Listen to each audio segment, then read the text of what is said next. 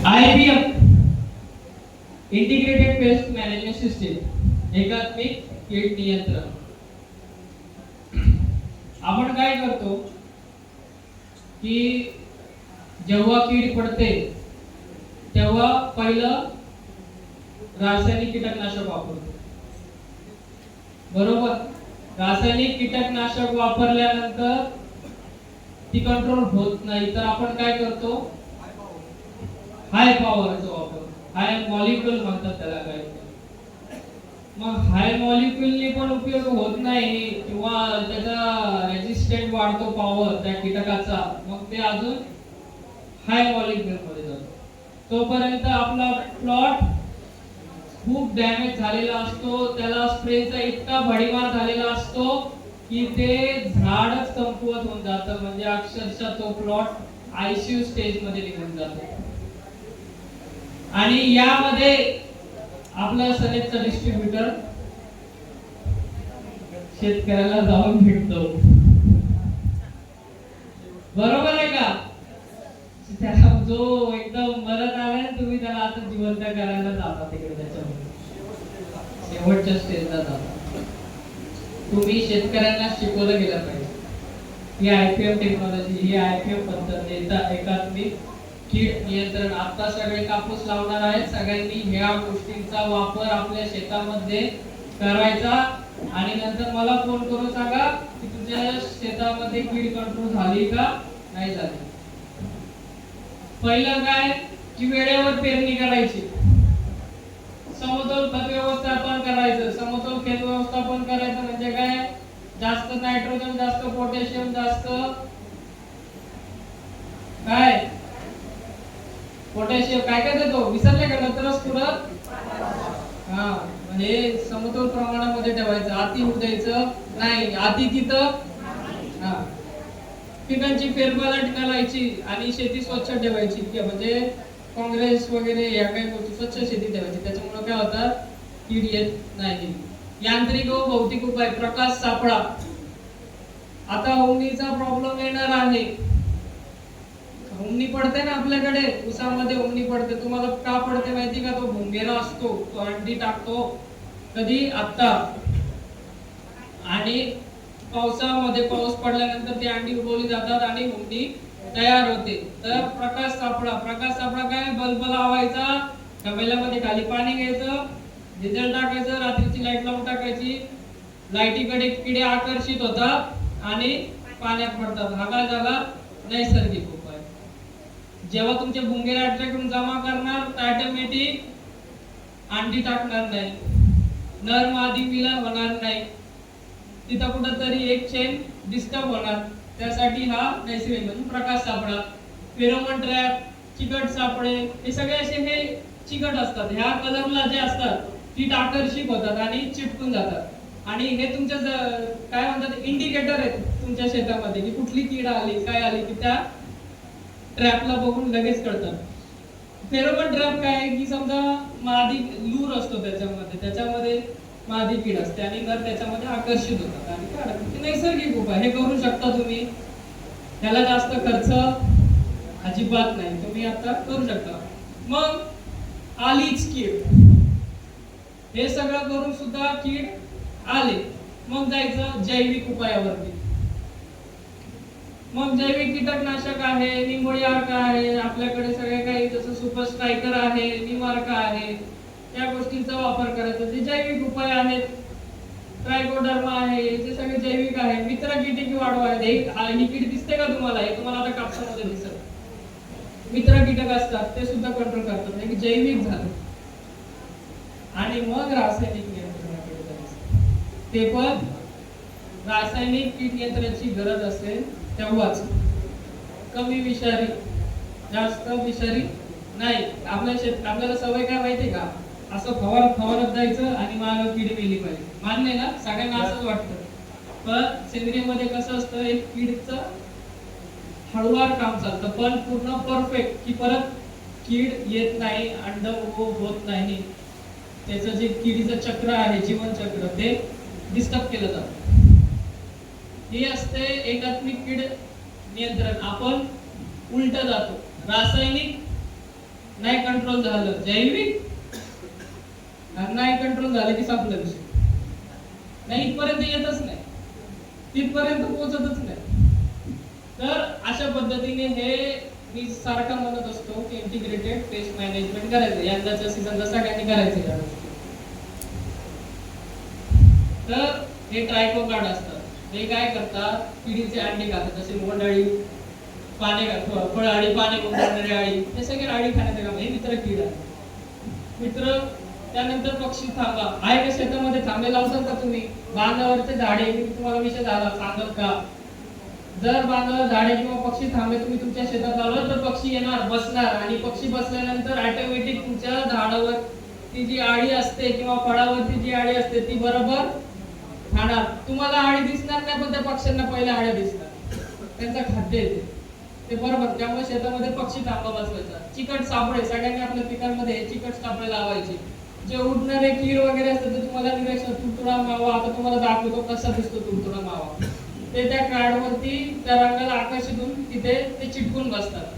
आणि मित्रकीटची वाढ, निसर्गामध्ये 75% हे शाकाहारी किडे आहेत आणि 25%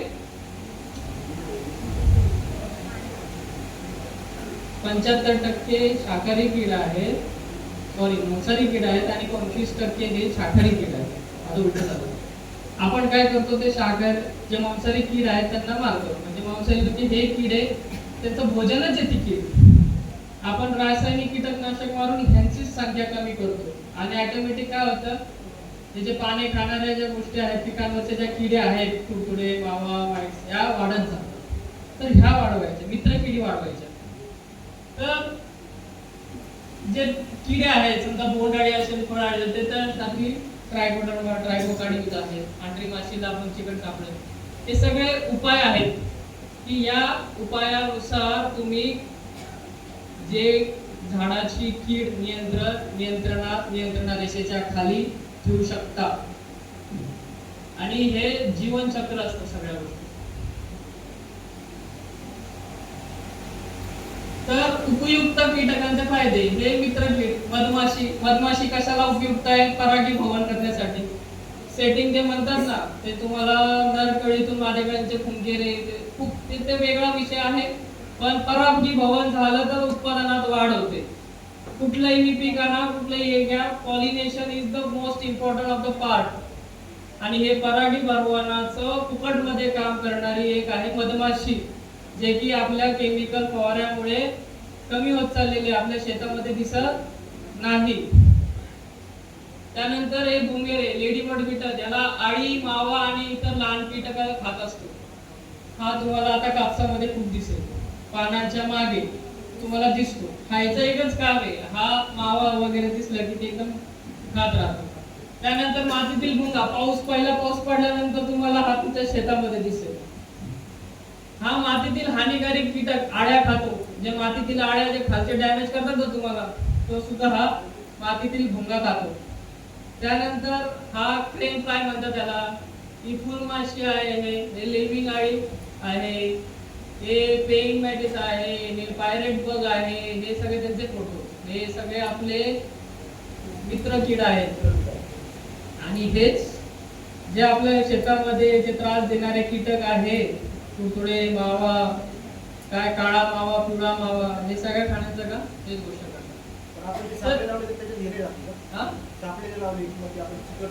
हे नाही जाणार, हे नाही जाणार. ते जे सापड्यामध्ये असतात ना, ते जे कीड असते पांढरी माशी, तर पांढरी माशी आकर्षित करण्यासाठी जी मादीचा लूर असतो, मग त्याच्यामध्ये सगळे पांढऱ्या माशांचे तुम्हाला सांगेल. कीड आणि रोग ओळखायचे कसे, आज तुम्हाला दाखवतोय कसे दिसतात. पाहिलेत का? सगळे फोटो ओरिजिनल आहेत, ते तुम्हाला बघून घ्या. हे पाहिल्यानंतरच तुम्हाला कळेल की कीड काय असते आणि रोग काय असते, फंगस काय असतो. तर वनस्पतीवर काय काय प्रादुर्भाव होतात? कीड, फंगल, व्हायरस आणि जनुकीय बदल, एवढाच. कीड, फंगल, व्हायरस आणि जनुकीय बदल, हे वनस्पतीवरती प्रादुर्भाव. तर त्यातले किडींचे प्रकार, 2 प्रकार आहेत, रसशोषक किडे आणि पाने खाणाऱ्या किडी. 2 प्रकार असतात किडींमध्ये. रस शोषणारे जे पानातले हरितद्रव्य आहेत, हरितद्रव्य शोषून घेतंय, पान पिवळं पडतं आणि वाढ कमी होते. त्यामुळे रस शोषक किडींचे हे प्रकार आहेत पाने खाणारे आळ्या. याच्यामध्ये काय आहे, पांढरी माशी, पिट्या ढेकूर, मावा, तुडतुडे, लाल कोळी, थ्रिप्स हे रस शोषक कीड आहे. आणि पाने खाणारी पाने खाणारी आळी, फळ पोखरणारी आळी आणि नाग आळी हे सगळ्यांना परिचित आहे. तर ही पांढरी माशी ही एकीकडून दुसरीकडे जाते, रस शोषते आणि हे सगळ्यात म्हणजे व्हायरस वहन पण करते. जे आपण मिरचीला पोकडा म्हणतो ना, पानं वगैरे असे, तर ही माशी, या माशीला कंट्रोल करणं आवश्यक असतं, पांढऱ्या माशीला. दुसरा आहे पिट्या ढेकूण बघा असा दिसतो. तुम्ही उसावरती पहा. त्यानंतर सीताफळ माहितीये ना, सीताफळामध्ये तुम्हाला पांढऱ्या ढेकूण, लोकरी मावा, तर हे अशा पद्धतीने दिसतात. तर यासाठी आपले जे प्रोडक्ट आहेत सुपर स्ट्रायकर आणि नीम ऑइल आपण त्याला रिकमेंड करत असतो. जसं प्रमाण आहे तसं, किती प्रमाणात तुमचं कीड आहे. जर बेसिक आहे किंवा प्रिव्हेंटिव्ह आहे तर नीम ऑइल. आपल्याला माहिती असतं की समजा आता वातावरणात बदल असतं तर कापसावरती कुठल्या कीड येतात, तुडतुडे येतो, मावा येतो, थ्रिप्स येतो, हे माहिती गोष्ट आहे. मग हे कधी येतात, ढगाळ वातावरण झालं, नायट्रोजन पिकांची कीड येण्याची सुद्धा कालावधी असते. त्यावेळेस प्रिव्हेंटिव्ह म्हणून आपण नीमचा स्प्रे ठेवायचा. अमावस्या पौर्णिमेला आपण म्हणतो, अमावस्या पौर्णिमा का असते, अंडी देते, बरोबर. मग ती सायकल आपल्याला ब्रेक करायची आहे. मग तेव्हा आपण प्रिव्हेंटिव्ह म्हणून जेवढा तुम्ही प्रिव्हेंटिव्ह वापराल, रोग येण्यापूर्वी जर काळजी घ्याल, रोग होऊ नये किंवा कीड येऊ नये, तर ऑटोमॅटिक तुमचा खर्च कमी होतो. आपले प्रश्न जे असतील लिहून ठेवा, नंतर तुमचे उत्तर देण्यात येतील. आणि जेव्हा झाला तुमच्या शेतात आली तेव्हा आपण सुपर स्ट्रायकर वगैरे यासाठी देतो. सुपर स्ट्रायकर काय करतो, रस शोषक जेवढे काही कीड आहेत नियंत्रित ठेवतो. Super striker. मावा हा बघा काळ्या रंगात दिसतोय का, हा मावा बघा, जवळून दिसला तर हा मावा असा दिसतो, शेवटपर्यंत तुम्हाला कलर दिसेल, मावा अशा पद्धतीने दिसतो. ते जीवन चक्र असतं. अंडी असते, मावा काय करतो, अंडी देतो, मग आळी होते, मग प्रौढ होतो, मग परत पुनरुत्पादन करतो. आपल्याला ही सायकल ब्रेक करायची असते. हे जीवन चक्र जर ब्रेक झालं तर ऑटोमॅटिक तुमची कीड कंट्रोल होते. हे जीवन चक्र. आता माव्यामुळे काय होतं, पाणी पिवळे पडतात, पाने वाळतात, कोंब येतात, झाडाची वाढ खुंटते. मला सांगायला आता मी तुम्हाला सांगितलं, पानात काय होतं, प्रकाश संश्लेषणातून झाड आपलं अन्न तयार करतो, बरोबर. झाडांची वाढ पानातून म्हणजे काय, अन्न तयार करण्याचं पान आहे. मग त्या पानातलंच रस शोषलं, पानातलंच झालं तर झाडाची वाढ काय होते, खुंटते. मग हे कशामुळे होतं, हे सगळे घटक ह्याच्यामुळेच होतं. तर यासाठी पण आपल्या सॅमिक्स कंपनीचे प्रोडक्ट आहे. तुडतुडे बघा अशा पद्धतीने दिसतात. हे तुडतुडे उडत राहतात, एका ठिकाणी तुम्हाला दिसणार नाही लवकर. ह्याला पाण्याच्या मागे असतात. तुम्ही गेल्यानंतर निरीक्षण पाण्याच्या मागे बघायचे, हिरव्या रंगाचे बारीक किंवा तुम्ही आता तूर वगैरे लावा तर यामध्ये तुम्हाला ते तुडतुडे दिसून येईल.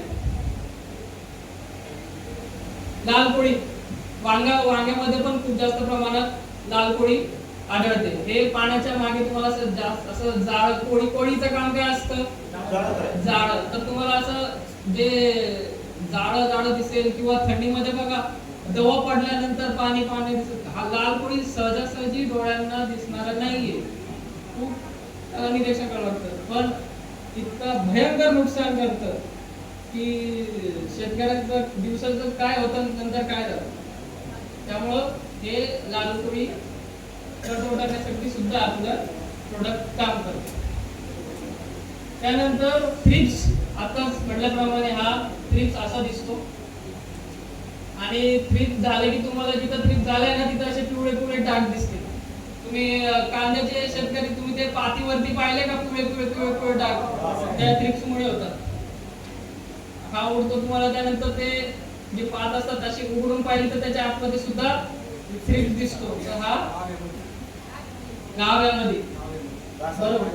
तर हे ट्रिक, हे सगळे आपले जे कुठं काही नॅचरल मध्ये आपण उपयोग करतो याच्यामध्ये.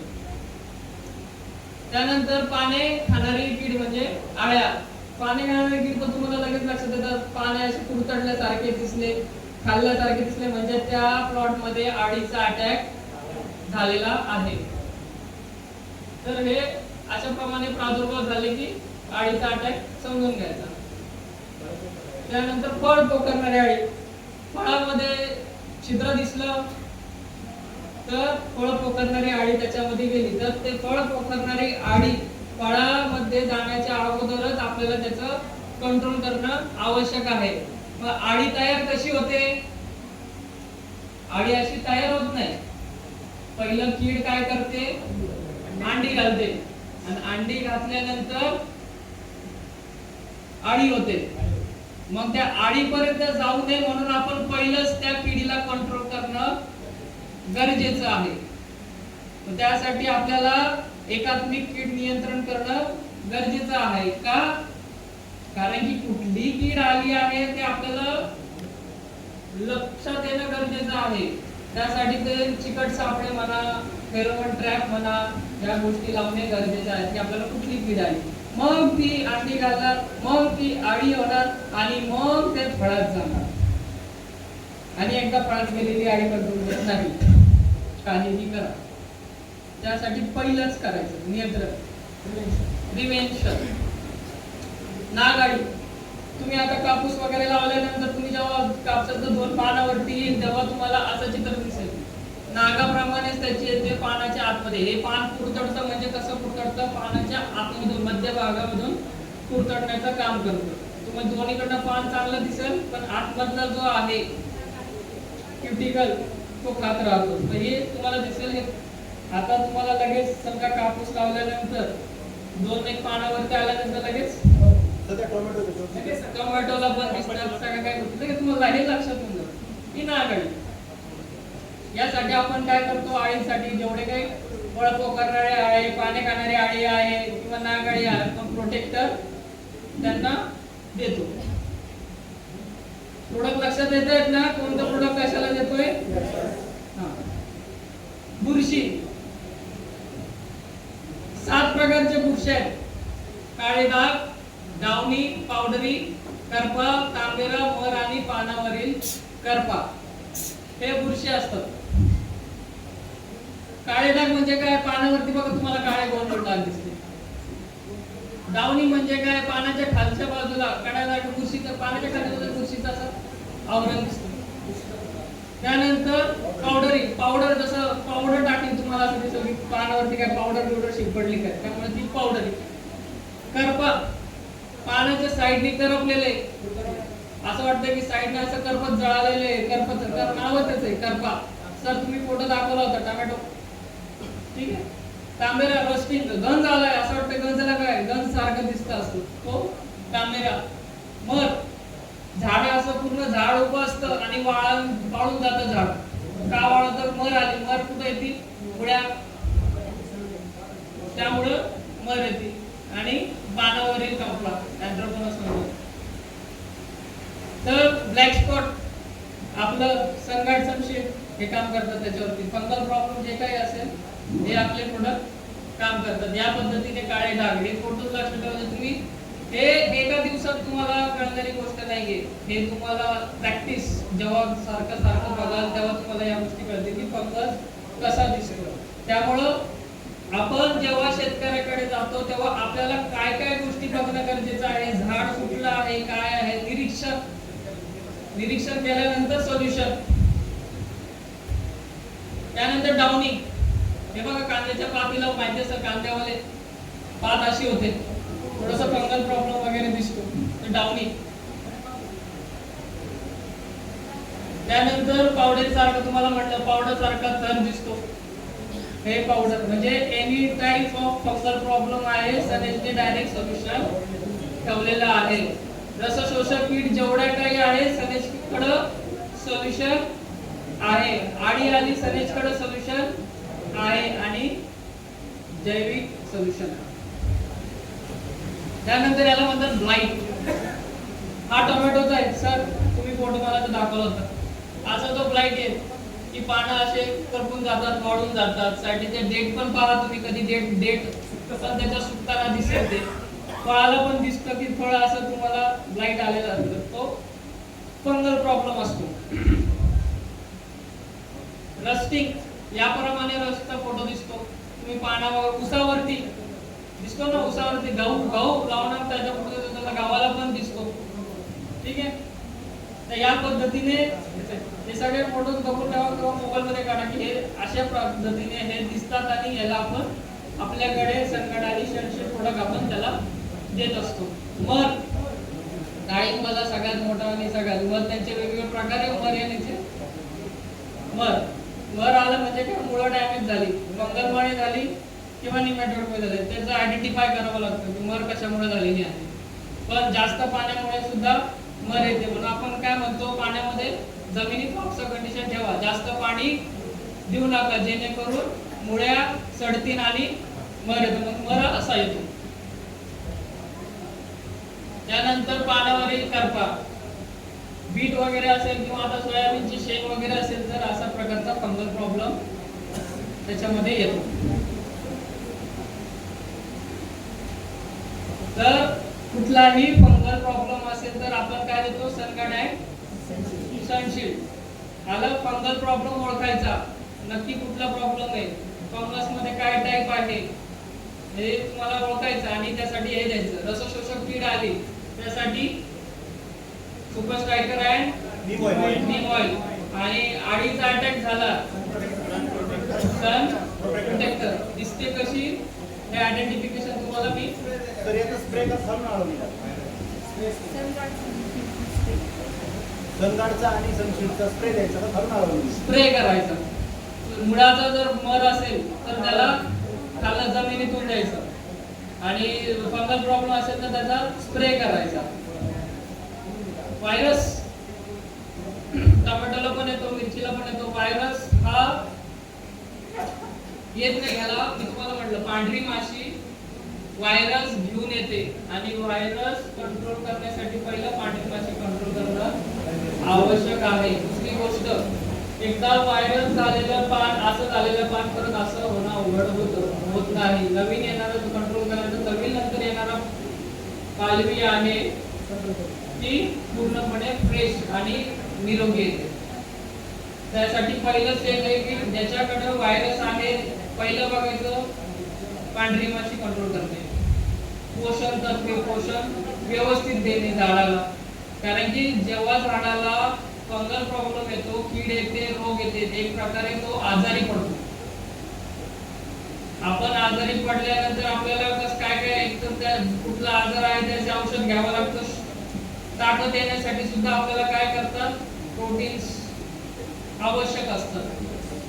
मग आपण काय करतो, फळं खातो, सलाईन घेतो, जे गोष्टी त्या हिशोबाने झाडाला सुद्धा या ट्रीटमेंट द्यावे लागतात. त्यामुळे हे कॉम्बिनेशन ट्रीटमेंट द्यावे लागतात. की समजा तुम्हाला तर रस शोषक कीड आली आहे, मग रस शोषक कीड आली म्हणजे आपण काय दिलं, नीम आणि सुपर स्ट्रायकर दिलं, पण त्याच्यामध्ये ताकद पण पाहिजे ना पूर्ण वाढायला, म्हणून काय टॉनिक, काय आपल्याकडे काय सन महाराजा आहे, त्या स्टेज मध्ये सन बूस्ट आहे. त्यानंतर जमिनीतून पण त्याला द्यावं लागेल पोषण, त्याला वाढायचंय ना, त्याला त्या आजारापासून लढायचंय, त्याची इम्युनिटी वाढवायची. कोरोनामध्ये काय करत होतो आपण, इम्युनिटी वाढवत होतो, त्याची प्रतिकारक शक्ती वाढवायची आहे. प्रतिकारक शक्ती कशी वाढणार, या गोष्टी म्हणजे त्याचा आपण काय करतोय कीड, रोग आणि फंगल पण कंट्रोल करतोय आणि त्याची त्या कीड व रोगांपासून लढण्यासाठी प्रतिकार शक्ती वाढवतोय. हे वाढल्यानंतरच तुम्हाला तुमचं झाड आणि तुमचा रिझल्ट दिसेल. आलं लक्षात? तर मिरचीवरती जास्त प्रमाणात व्हायरस हा मिरचीवरती जास्त प्रमाणात येतो, उन्हाळ्यात जास्त प्रमाणात येतो. मग आपल्याला माहिती उन्हाळ्यात येतो, माहिती की नाही, मग नीमचा स्प्रे आपण प्रिव्हेंटिव्ह ठेवायचा, होऊच द्यायचा नाही. आपल्याला सर काय आहे, आपल्याला कळतं की आता ही गोष्ट होणार आहे तर त्याचा प्रिव्हेंटिव्ह वापर करा. आणि जे एकात्मिक कीड नियंत्रण आहे, सापळे या गोष्टी, पक्षी थांबा, त्यानंतर चिकट सापळे, प्रकाश सापळे, फेरोमोन ट्रॅप या गोष्टी आपण लावत चालायचं. मग ऑटोमॅटिक काय होतं, कंट्रोल होतो. आणि मग जर कंट्रोलच्या बाहेरची गोष्ट जात नाही, गेल्यानंतर आपण केमिकल आपण उलट जातो, आपण होण्याची वाट पाहतो, होऊ द्या काय होतं मला बघू द्या. जोपर्यंत माझ्या डोळ्याला दिसत नाही तोपर्यंत तो आजारी नाही, होऊ द्या असं. तो लेट्स सी द सॉल्यूशन. सलीज के पास सॉल्यूशंस क्या है? सलीज के पास सभी चीजों का सॉल्यूशन. Soil care. आता ह्या प्रोडक्ट बद्दल सगळ्यांना माहिती आहे. सॉइल केअर आपण काय करतो, याच्यामध्ये युमिक आणि फुलविक आहे आणि प्लस मायक्रोरायझा आहे, बरोबर.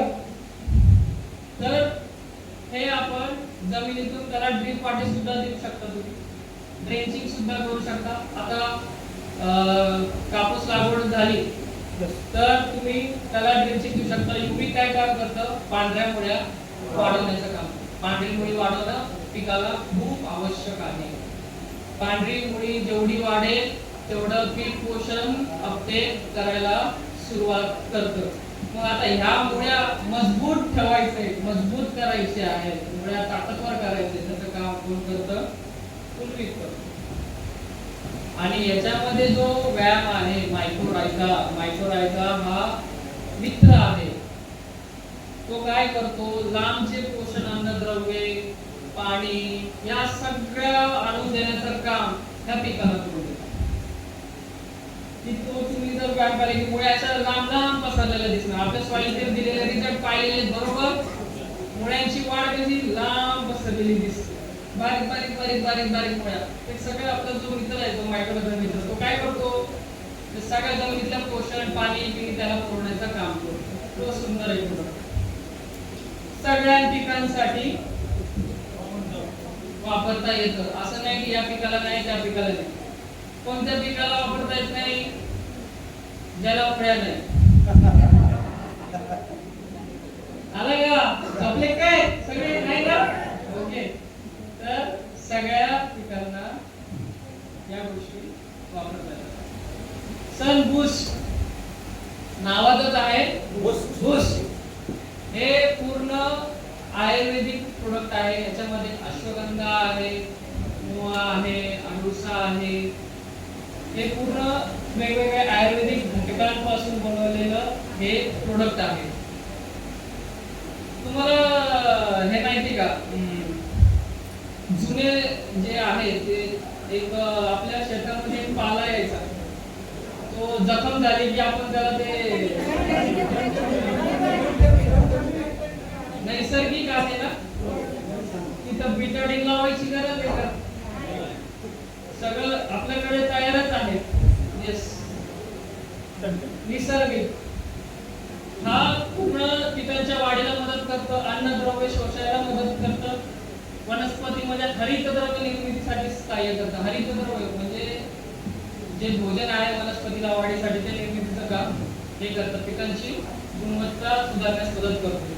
आता मला सांगा, याला हरितद्रव्य पाहिजे, याला शोषण पाहिजे, हा जो ताण सर म्हणजे जेव्हा कीड व रोग पडते ना पिकाला, तर पीक ताण मध्ये येतो, तेव्हा पण ताण येतो का, त्याला रिकव्हरी करायची, त्याला त्याची भर करायची. मग त्याला गरज असते पटकन, काहीतरी मला भर पाहिजे पटकन, या गोष्टी लवकर रिकव्हर होण्यासाठी. आपण तर कीड रिकव्हर तो काय करणार आहे, कीड रिकव्हर करणार आहे, फंगस रिकव्हर करणार आहे, पण ते झालेली भर जी नुकसान आहे ते भर करण्यासाठी हे बूस्ट वर काम करतं. याचं 2 ते 3 ml फवारणी प्रति लिटर पाण्यातून तुम्ही फवारू शकता.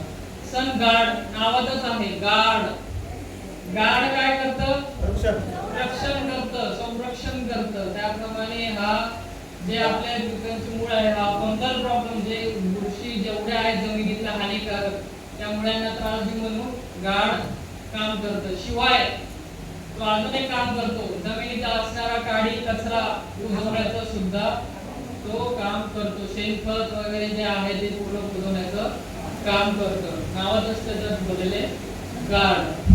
तर बघा, हा जमिनीतील सूक्ष्म जीवक्रिया वाढवण्यास मदत करतं, पेशींचे पदार्थांचे विघटन करतं, म्हणजे जे हानिकारक बुरशी वगैरे आहे त्या बुरशींपासून पिकांचं संरक्षण करतं. याच हे जमिनीतून पण देता येतं आणि स्प्रे मधून सुद्धा देता येतं. सन कंट्रोलर, उंदीसाठी आपण याचा वापर केला जातो. लास्पेक्शन उंदीसाठी प्रोडक्ट आहे. असे काही याच्यामध्ये जीवाणू आहेत की जे त्यांचं कामच आहे त्याला खायचं, ते त्याच्यावरती खातात. त्याच्या आतमधल्या ज्या प्रोटीन्स गोष्टी आहेत, आईमध्ये काय असतं माहिती तुम्हाला, प्रोटीन, आणि त्या प्रोटीनवरती ते जगत राहतात. जेव्हा ते त्याच्या संपर्कात येतात की लगेच ते त्याच्यावरती ते बुरशी सारखे तयार होतात आणि त्याला खाण्याचं काम करतात. तर हे कंट्रोलर कुठं जायचं, झाडाच्या मुळ्यापाशी. पण पहिलं उंदी येऊ नये म्हणून सांगितलेली टीप आईल लक्षात, आताच करा, घरी गेल्यानंतर तर उंदी कंट्रोल होईल. आणि जर झाली तर आपण हे पिकांच्या मुळ्यापाशी ड्रिंचिंग करा किंवा तुम्ही पाट पाणी करा. की उंदी पण इतकी हुशार आहे, दिसते अशी हुशार आहे इतकी, किती बरं कधी कधी मुळ्या सोडून पण मध्ये पण येते, मान्य नसं मध्ये येते. म्हणून काय करायचं, ती त्याच्या संपर्कात आली पाहिजे. कशाच्या, कंट्रोलरच्या संपर्कात. मग पाट पाणी तुम्ही त्याला सोडून द्या. मग काय कुठं जाण्याचा त्याला चान्सच नाही. पिकाजवळ जरी किंवा मध्ये त्याच्या संपर्कात आली ती कंट्रोल. जास्त जर प्रादुर्भाव झालेला असेल तर परत 8 ते 10 दिवसांनी परत पुन्हा 1 लिटर प्रति एकरातून त्याला पाण्यातून सोडायचं. सनशील्ड फंगिसाइड आपण पानावरती करपा, त्यानंतर पावडरी, डाऊनी, जेवढे काही आहे बुरशीजन्य फंगल प्रॉब्लेम, हे पावडर फॉर्म मध्ये आहे. 2 ते 3 ग्रॅम प्रति लिटर पाण्यातून फवारायचे. असं सेपरेट काही नाही की बाबा ह्या प्रकारची बुरशी आहे हे मारा, या प्रकारची बुरशी आहे हे मारा, नाही. शेतकऱ्यांसाठी सोपं आणि तुम्हाला सोपं. फंगल प्रॉब्लेम सनशील्ड, कीटकनाशकाचा प्रॉब्लेम सुपर स्ट्रायकर नीम आहे, कुंडीचा प्रॉब्लेम पण सोपं आहे ना. तुम्ही सजेशन देऊ शकता, तुम्हाला लगेच कळेल काय अडचण आहे, मेलपास काय सोल्युशन आहे. आणि त्याच्या सोबत त्याला काय लागतं, रिकव्हरी भरावी लागते. म्हणून काय द्यायचं त्याला, सन द्या. अजून एक प्रोडक्ट दाखवतो तुम्हाला, सन प्रोटेक्टर आहे. हे आळी, जेवढे आळी आहे आळींचं कंट्रोल करण्यासाठी हे सन प्रोटेक्टर आहे. 2 ते 2.5 ml प्रमाणे कुठलीही आळी असू द्या सगळी कंट्रोल सन प्रोटेक्टर करते. याला स्प्रे करायचा. प्रादुर्भाव जास्त असल्यास परत रिपीट स्प्रे करायचा. स्प्रे कधी करायचा, सकाळी किंवा येस, या गोष्टी लक्षात ठेवा. रिपीट किती दिवसांनी, रिपीट 8 दिवसांनी केले तरी चालेल. प्रादुर्भाव केवढा आहे तेवढा हिशोबाने. नीम ऑइल सगळ्यात ब्रह्मास्त्र, सगळ्यात निसर्गात पृथ्वीमधला अनमोल जर वृक्ष पाहिलं तर नीम. आज सगळ्या ठिकाणी नीम यूज केला जातो. पूजेसाठी नीम यूज केला जातो, औषधी बनवण्यासाठी, आंघोळीचं साबण बनवण्यासाठी, कीटकनाशक बनवण्यासाठी. तुम्ही गुढीपाडव्याला काय खाता, नीम खाता ना. नीम एवढा बहुगुणी वनस्पती, औषधी वनस्पती जी निसर्गाने आपल्याला दिलेली आहे, जे उपयोग केला जातो. तर ह्या नीम ऑइलचा सुद्धा कीटकनाशकांवर उपयोग केला जातो. तर हे नीम ऑइल हे तुमचं फंगल बॅक्टेरिया, तुम्ही नीम इथं म्हणजे प्रत्येक स्प्रे मध्ये जरी वापरला, तुम्ही सनशील्ड असेल त्याच्यामध्ये जरी वापरला बुरशीनाशकात तरी चालतं. त्यानंतर कीटकनाशक आपलं जे आहे त्याच्यामध्ये वापरला तरी चालतं. असं नाही की याच्यात वापरू का त्याच्यात वापरू, असं काहीही नाही. आपले प्रोडक्ट हे एकमेकांमध्ये वापरले तरी चालतात. एकत्रित कीटकनाशक बुरशीनाशक वापरलं तरी चालतं, काहीही प्रॉब्लेम होत नाही. फक्त एक लक्षात ठेवायचं, जर रासायनिक कीटकनाशक वापरलेलं असेल तर लगेच त्याच्या दुसऱ्या तिसऱ्या दिवशी आपलं प्रोडक्ट द्यायचं